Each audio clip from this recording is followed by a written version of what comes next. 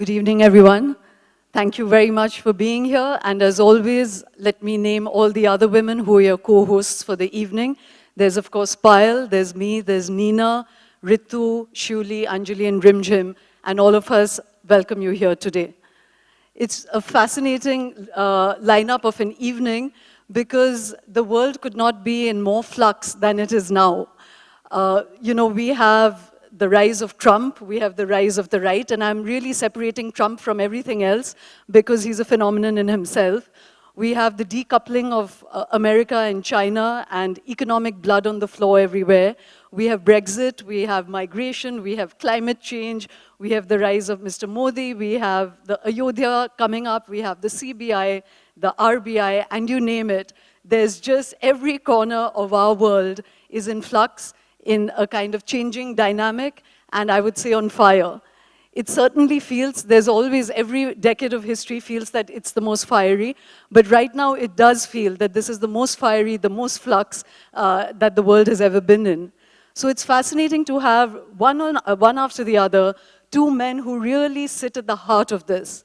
First up, we have somebody who, as the third largest player in the globe in the telephone sector, pretty much shapes our life. It's not just that we're all warring with our children, but everything today is enabled by the phone. Our love lives, our marriages, our information gathering, our businesses, from the sabziwala to the CEO, we're all really living out of this one gadget. So how will that shape the future? It's already penetrated 88% in the Indian market. Numbers are going down. It accounts for almost 6.5% of the GDP. It supports 2.2 million people in direct jobs. So it can't get more germane to have Rajan Mittal, one of the founders of Airtel, here with us today. As they expand their footprint across the world, as I said, the economic flux and the political flux impacts not just his business, but through that, all of us. And so it'll be fantastic to hear him decode amongst this entire plethora of bewildering impulses, what are the ones to watch out for, what is the state of Indian economy, are business people feeling as happy as they should, and what does that say to all of us? So ladies and gentlemen, please join me in welcoming Rajan Mittal.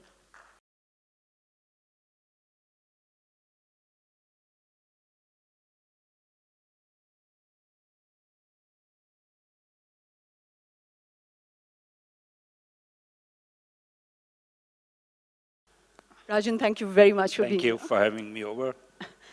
As I said, you're pretty much at the heart of all this. We called your session the Matrix because we're really all connected, and you're kind of at the heart of the Matrix. But before we start decoding, as I said, at least a few of all these bewildering things going on around us, I wanted to start with your own inception to get some insight into you.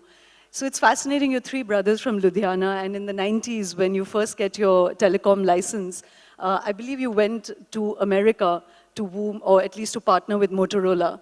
And then you ended up going to Ericsson and the Swiss company. And the two had very different approaches to you. The first wooed you with the red carpet and the wine and all of that. And the other was very austere.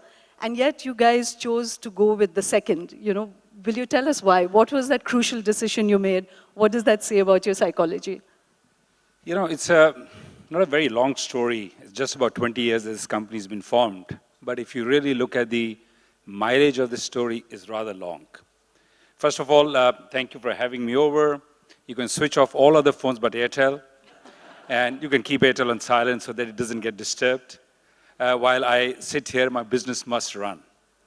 When we went, and the next speaker will tell you better how the Americans deal. Mr. Shiv Shankar Menon is here, who is an expert and an old hand. But from the commercial experience, my gathering was that as we landed, there were private jets, there were red carpets, and you could feel it that they were trying to woo you. And it was probably, India was just opening up on telecom, and they were very, very concerned that Motorola must make their footprint much earlier in the day. And for people like us who had just moved out, not much capital behind us, and we were just trying to scout our partners, and we knew that this partner would be a long-term partner, and we wanted to engage the partner who would stay on course for a longer period of time. So after our visit to US, when we landed in Sweden and we went out with the CEO of Ericsson, which was a very large company, and as Indians are probably more hospitable beyond their shores, I decided to ask him that, could I pay? And he turned around and said, of course, please do. And you know how it is. You're a young lad, not much capital around you, and suddenly, okay, we'll have to do that. And next morning, when a couple of us, me and my colleagues, went into a meeting after hardball negotiations, I said, look, I don't have money to pay you, so we need to find a deal where we can have a win-win situation. So he said, tell me, what can you do? I said, look, my banks can support, my partners can support, about 10% will open a letter of credit. Rest, when we are happy, we'll pay you.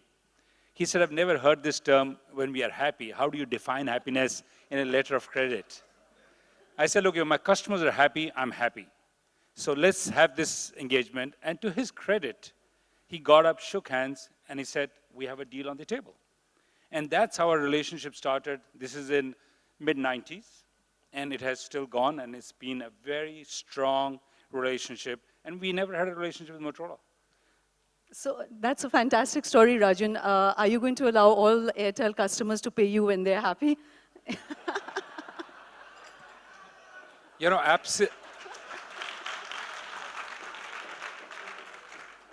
absolutely. You know, what we believe, and we have in our mantra of our, success of this company has been, it is only because of people. I always believe we are here because of the customers. It's never the other way around. When companies start thinking that they are providing something, that's not where it really matches up, and especially being in a service industry. Absolutely, my customer is not happy, I'm not happy. And I can tell you honestly, there are days when I don't step out on a social engagement. People will not be worried if they can find their wife or their husband after drinking. But if they spot me or my colleagues, they will come and say, your network is not working. So I know how bitter it can be. Yeah, I have to say, it really is not working in many places. But there's so much ground to cover, Rajan. So let's just start very briefly. We'll stick to the telecom sector to get an understanding, and then let's move further. There was a lot of controversy over the entire telecom deals, and the UPA government pretty much sank with that. And then this whole idea of auctions came up. There was a lot of hope around Mr. Modi.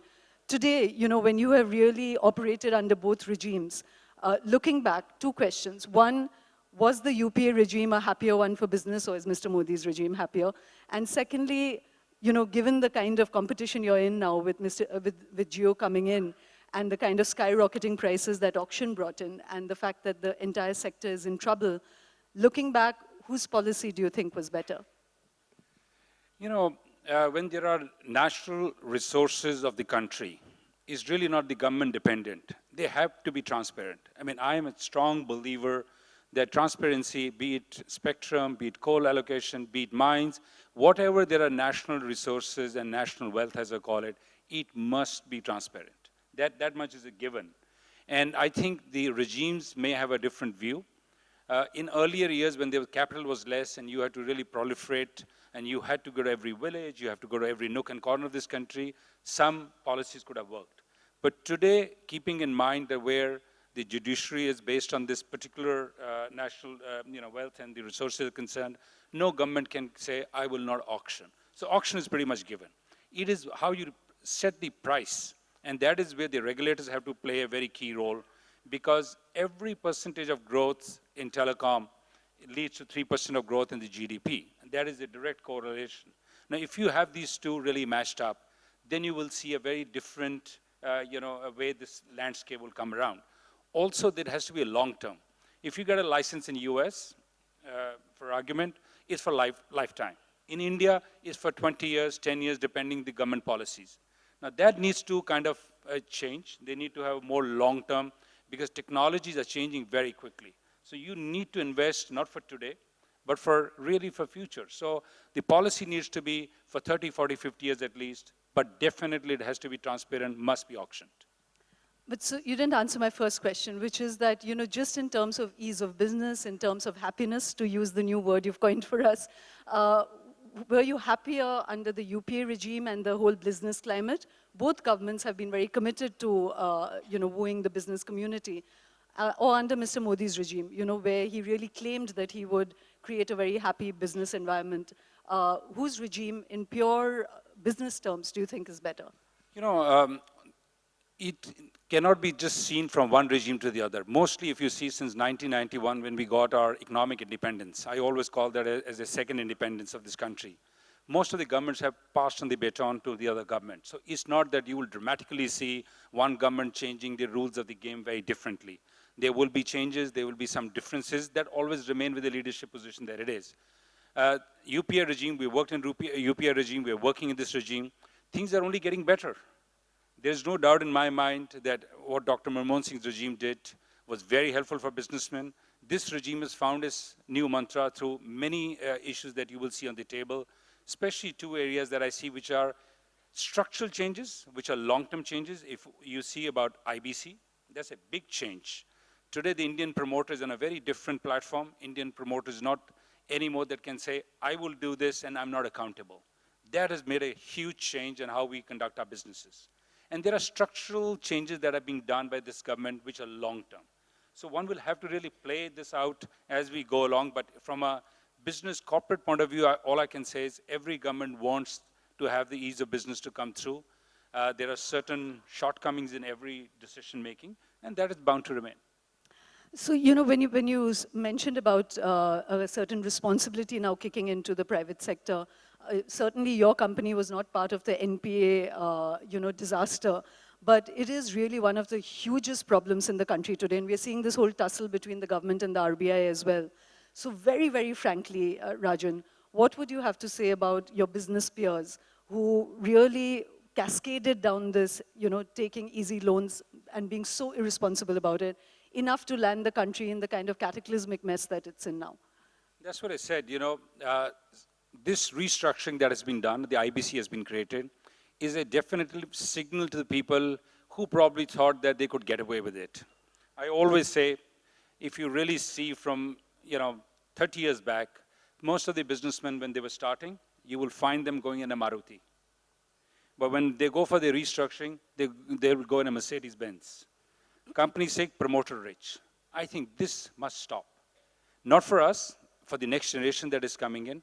This country needs a qualitative change in that, and that is happening. So the tension between an RBI government, as you just alluded to, will always remain. And there must be some healthy tension. There's nothing wrong with it. You see across the globe, you see Japan, you see US, there's always a tension between the regulator and the government of the day. Governments of the day need certain needs which the RBI or the governor of that financial side will hold on to it. And I'm glad that that healthy tension is there. If you see the fiscal deficit of India, we are 3.3. From 4.8, we have reached to 3.3. That's a very healthy trend. So there must be some healthy tension. It's always welcome. But do you call the current tension between the government and the RBI genuinely a healthy one? Because there are very strong moves by the government to take over what would be seen as the core autonomy of the RBI, in terms of monetary policy, in terms of its regulatory aspects. There is a real strong sense that the autonomy of these institutions are being eroded. So very, very pointedly, do you see this one as a healthy tension? I don't think so that, okay, let me say that probably RBI is the only institution which does not report into anybody, not even to the parliament. Every other institution does actually report into something. So while they have the responsibility, there must be a self-accountability as well. I feel that there's a healthy tension, but you have two economists in a room, you know what will happen. You have a politician and an economist in a room, you know what will happen. So that much I have to give it. But I think they've sorted it out. No Section 7 has been, which was trying to be imposed. They have found a middle ground. There is some liquidity crisis, and RBI must recognize there is a liquidity crisis. I can tell you, being part of this world, there is a liquidity crisis. Largely because the liquidity has been sucked up to a large extent by irresponsible companies as well. To a point, yes, and also the actually more the NBFCs is the medium and a small scale is an issue.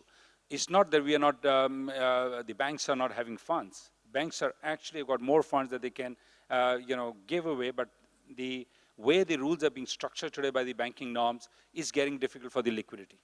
So, Rajan, I'm going to come to some of the, we'll move out to the globe in a bit, but because there's so many issues going on in the country, I'd love to get your perspective, both as a citizen as well as a businessman.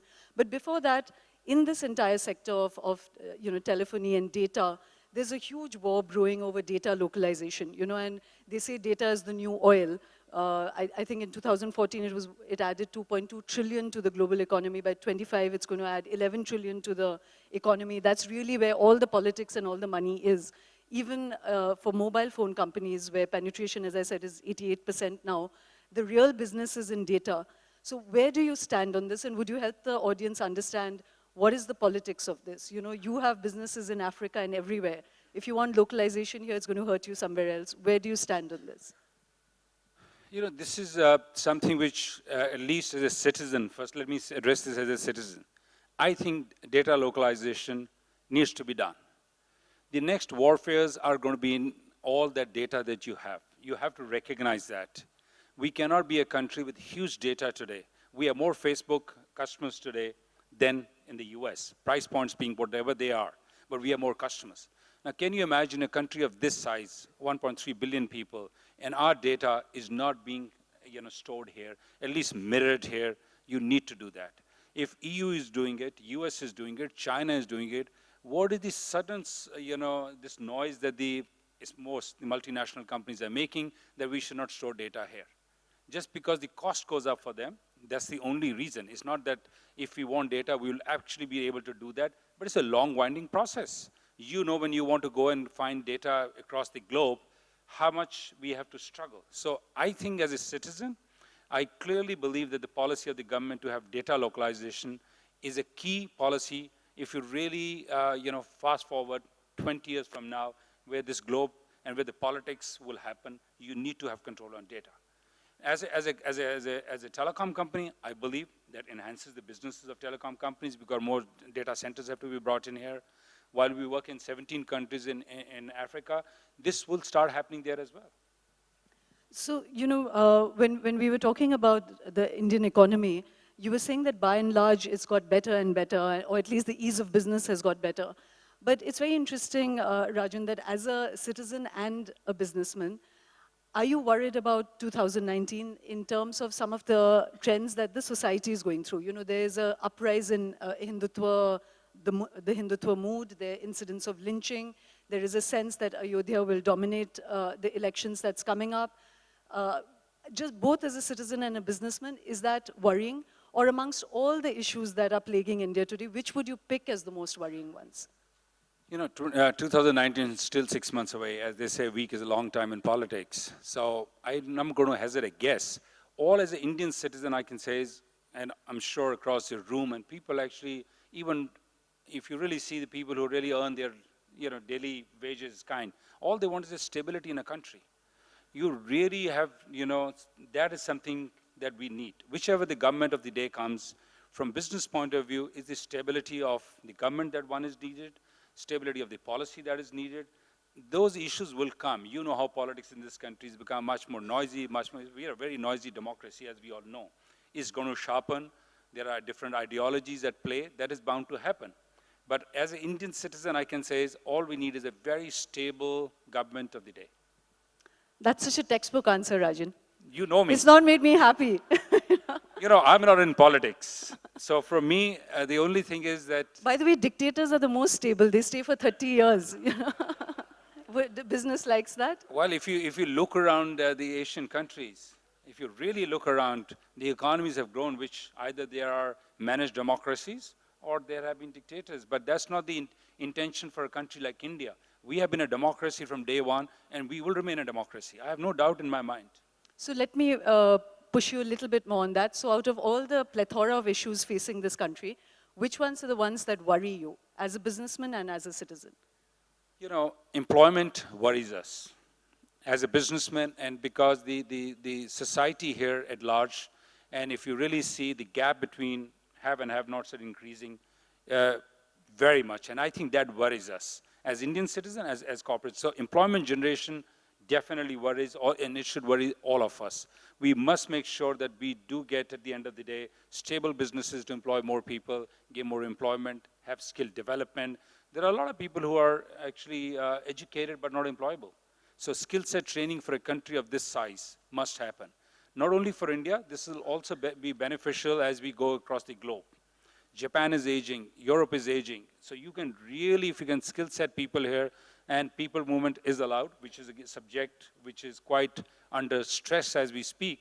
But eventually, when there will be, trade negotiations, people movement has to be playing a part, and India could really be, English language is spoken here, where Indians are pretty much, in a sense, hardworking people. So I think employment becomes a very key issue. So when you're speaking about employment, Rajan, we've had other economists over here, who really admitted that we know that job creation has really been low. Last year in those formal job sectors where there are labor-intensive job sectors, it was just 1.65 lakh jobs that were created. It's a genuine crisis zone. So a lot of the economists have been saying that actually the focus of India's economy needs to shift to something else altogether, which is education, health, food, the things that people really need to consume. Briefly, you entered that whole farm sector, in your attempt to tie up with Walmart. We'll quickly move away to the globe before we run out of time, but this farm sector is such a huge issue. It doesn't really come into the kind of mindscape of people sitting here, but it is the big burning issue. Recently in Maharashtra, there was a figure that just this year, 275 farmers have committed suicide. The more they're producing, the more they're sinking, When you entered that, you must have really analyzed that sector. Rajan, what are the answers to this? 3 top-of-the-line things that need to be done. And it employs almost 600 million people. It is the largest employment. Today, farm sector contributes about 16% of our GDP. This needs to move to about 25%. If you really see the balance sheet of a nation, especially a country like India, which is a very young nation in terms of age, 50% services, 25% manufacturing, trade, and 25% should be agriculture. I mean, that's really the landscape. India is far, far behind, and most people employed are in the farm sector. So till the time we do not connect our infrastructure, our retailing, farm to the fork, we will be struggling. I have no doubt, and I've been speaking to every government. I tried my best, it didn't work, because there's too much politics involved in this, between trading community and really the big boxes. I hope after the next election, the government, whichever government comes into play, must understand this. You're already allowing an e-commerce, so really speaking, retailing is already happening. But what that retailing is doing is only, basically electronics and branded goods. They are not looking at the farm sector. For true farm sector, if you have to connect to the marketplace, you have to open retailing. That's one thing which must happen. So, I'm kind of literally just touching on topics because there's just so many to cover, so not going deeply into any of it. But just to circle back to the data issue, you said that it's good for India, the data should be here. That's one end of global security over data. But there's actually a kind of internal security issue over governments having the whole beauty of the internet was that it was diffused around the world, So there is this new word now about the splinter net, or that the World Wide Web, and that governments then will have so much control over this data if it is localized here that it's another level of danger altogether, So what would you say about that? This data, also we have to realize that government does not hold every part of data. That you have to recognize. Okay, just to give an example, even when they need some data of a company, a telecom company, they have to write you. It's just that nobody can walk in and say, I need data. There is, security protocols which are defined. A secretary or a home secretary of a state will have to write to you. So it's not just that anybody will walk and say, I need a copy of somebody's data and I have to provide it. So there are checks and balances. So it's not that, and then suddenly, media starts playing and saying, havoc. The government wants data, the government wants to come into your private lives, and so on and so forth. That's not true. So, Rajan, when you're talking today, because you're on stage, I'm really asking you this, that if you weren't on stage, would you be saying these things that you're saying about feeling so happy about the economy, about the ease of business, everything that you're saying? Because actually the government's own economists have been refusing to come. They say we'll come and speak about the Mahabharata, but we won't speak about the economy, Maybe they're shying off. I don't know why they're shying off. We are growing 7.7%. We are at $2.6 trillion economy. On a PPP basis, we are the third economy in the world. Are we growing to the levels that we should? The answer is no. Can India do better? Absolutely. Every year that you ask me, every 10-year block you ask me, India has missed many opportunities. That's a fact. Nobody can deny it. 1984, we were $540 billion economy. China was $530 billion economy. They're at 12 trillion, we're at 2.7 trillion. Absolutely, there is no doubt in my mind that the potential of this country has not been taken into account. But to say we are not growing, that's not true. The problem is the growth is actually happening at a different level. The gap is increasing. That is the only issue. At 7.5 is not a good enough growth to have 1.3 billion people managed. Do we need a 10% growth for a couple of decades? The answer is yes. That's what China did. It's not that we can't do it. It's just that being a democracy, there are too many issues, there are too many factors. Even if I was sitting on that side and not on the stage, I would still say, we are growing, but not to the potential. So two last quick questions before we move to the globe. One is that, you've mentioned, and it's really the most crucial issue, I would say, which is this gap between the rich and the poor. It's a statistic we've said very often on this, within this community, that in the last 2 or 3 years, the percentage of wealth captured by the top 10% of this country has gone up, by the top 1% of this country has gone up by 10%, and 50% of this country owns 2% of the wealth.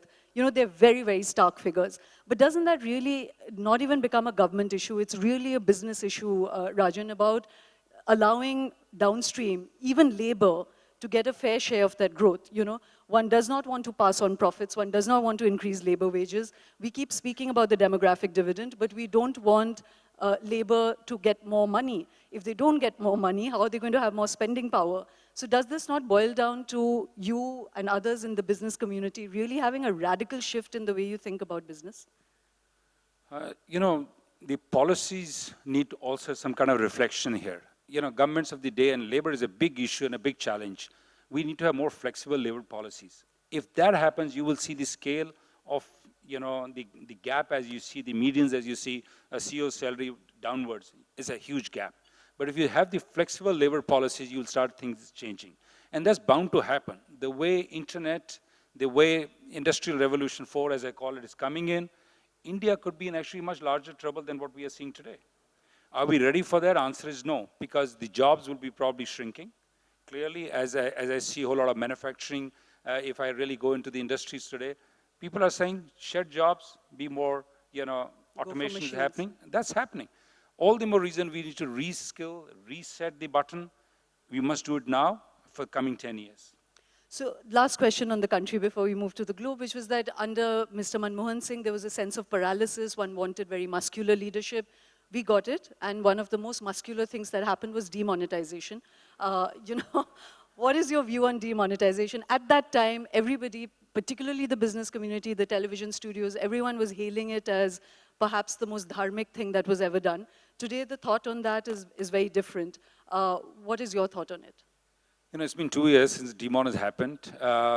Definitely, some impact has happened. I wouldn't say the cash is completely kind of, evaporated or sucked in. Cash is back, and every economy will have some kind of cash. Is it 12% good or a 6% good? That one has to see. But there is more uptake definitely on the digital payments. That we are seeing it. We run a Airtel payment bank, and I can clearly tell you, last nook and corner of the villages, I can see those changes happening, which were not the case. And many other, the UPIs and the Rupee Pay and others, is happening. Has it happened with the velocity that it was thought through that it will take place? It's not happened. We have not become one of the European countries which has gone cashless. I don't think so. As Indian society, as Indians, we are happy to be cashless. And I can tell you, I've got 2 young children. One of them is here. When I go and see him in US, he only has credit cards. He will not even have $5, $10, $20 in his pocket. And I will keep some money, and he will keep asking me, why do you have cash? And I say, you have not lived 60 years back. We always need to keep some cash. That's the way we live. So, but this you're just talking sentiment, Rajan. There's been genuine downstream impacts, For small scale, yes, there has been impact. There is no doubt. That's 94% of the economy. Yes, the non-formal has gone through, I would say, a bit of issues on that, but they're recovering. And that had to happen. Now, It's only history will tell that what the impact was. The economists who will come after the election, maybe that you'll invite them, they will come and tell you. I'm not an economist, but from industry point of view, there has been some impact. Is there a recovery? Answer is yes. Will it take some more time? Answer is yes. In pure leadership terms, on a scale of 10, where would you put that particular leadership action that was taken on demonetization? Look, these scaling things, the media people love to do it, and It's the only way to we have to find a way to get through that. This you must ask the next speaker, because he's seen everything very closely in terms of numbering. Rajan, you're a businessman, not a diplomat. So just, if I push you just one more time, just as a friendly report card, what would you put it at? I won't scale anybody. Leaderships are not to be scaled. Leadership to be felt. Leadership to be seen. The actions, how do they, eventually do well for the country, for the citizens? That will tell, and we will see. If you're talking about benchmarking, if you're talking about slotting, 6 months down the road, India will speak. So just on a happiness quotient, on the happiness index, you would pay. Sorry, sir. I said on the happiness index, this is something you would pay for. I always vote. Okay, all right. Let's move away. Again, you have views on Brexit, on the whole China-US trade war, on Maldives, on Sri Lanka, on everything that's really going up in smoke. Out of this entire, as I said, jigsaw of world events that are taking place, which would you pinpoint as something that India should really be watching out for? I think India has to watch on this whole US-China trade war. It can benefit us if we're prepared. Otherwise, it'll hurt us, because we already have a huge trade deficit with China. It's almost $50 billion. And if China-US war, which seems to be a little longer than what we had all hoped, because the leadership both sides are very out there to prove that they're right. US economy is growing at 4%. When you're a $20 trillion economy growing at 4%, is a fantastic number. And the president out there is trying to prove that he is a better business leader being the president than anybody else has been. Will it hit America 5 years down the road? Answer is yes, because the inflation will hit eventually, pricing will have to move up. But this trade war that is happening between the two of them, two elephants, when they fight, the grass gets, is India ready to take advantage? Answer is no. Because the manufacturing that will move out of China will not come to us. It will go to the Malaysias and the Vietnams of the world. They're much more ready. So I think that is one thing that can hurt us, and we should be careful about it and be prepared about it. So, again, we'll come back to that, but talking about Brexit, because I think NASSCOM's assessment was that it is really going to affect, say, the Indian IT sector, which is almost like a $108 billion sector. What do you see about the whole, Brexit sort of phenomenon coming up? Is there an opportunity again for India there in terms of the vacuums that will be created for Indian business, or, even in terms of geopolitical positioning? Well, finally, it has happened. After all this struggle, now I hope the Prime Minister survives. It seems to be the case. The last of the, I would say, wrinkles have been ironed. This Sunday, which is today, the discussion is happening. Because this is a financial sector. UK has been a big financial sector. I don't think so India is going to get hurt. In fact, India will get more engaged with UK now than ever before. Only issue remains is the visa issues. That remains with US, that remains with UK, as well as EU. The Indian IT sector will not have that big dent as far as Brexit is concerned. So it's wonderful to see that you're not very perturbed about too many things. So I'm just going to leave you with one last question, which is that you mentioned about stability. If we were to look at all the possible political formations in India as, investments that you might want to buy shares in, would you buy the Rahul Gandhi share? Would you buy the Mahagathbandhan share? Would you buy the Modi share? There are people who don't invest in shares. You should know that.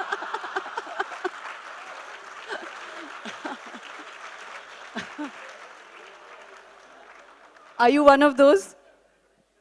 I bought my shares. I'm already invested, hugely. So we will see how it pans out. Okay. So just now, really, jokes apart, is the Mahagathbandhan, when talking in terms of stability, is there a Gathbandhan? Would you, for the sake of the country, think of it as something which should happen or shouldn't happen for the country? You know, for country's sake, as I said, we need a stable government. It's not that we have not seen this experiments that have happened. If you see the 97s, and we've seen many experiments, most have failed. There's no doubt. But the economic growth has happened even in those times when the government was there. So a stable government is what not only the corporate world should seek, but as Indian citizens we must seek, because I believe it's India's time. We should not let this time go away, because not for us, but for the generation that is coming. We have done really that much of heavy lifting. But India definitely needs a stable government. Thank you very, very Thank much, you. Rajan. Thank you for being here.